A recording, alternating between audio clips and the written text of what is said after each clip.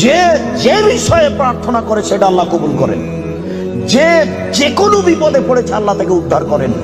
তবে যার জেনার সম্পর্ক আছে তার কথা আল্লাহ কবুল করেন না।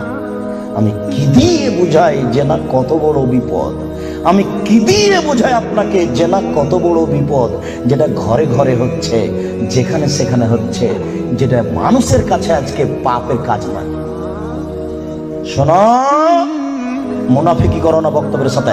এই ছেলে, তোমাকে আমি কঠিন ভাবে বলে যাচ্ছি, তুমি বক্তব্যের সাথে মুনাফিকি করো না। এখান থেকে উঠার আগে মোবাইলে যত মেয়ের নাম্বার আছে তুমি কেটে দিয়ে উঠবা। জিন্দেগিতে কোনোদিন কোনো মেয়ের সাথে গল্প করো না। তোমার সাথে এ অংশে আমার জরুরি কথা আছে, তুমি একটু ধৈর্য ধারণ করো, একটু সামান্য একটু থামো। তোমার সাথে আমার আরো জরুরি কয়েকটি কথা আছে।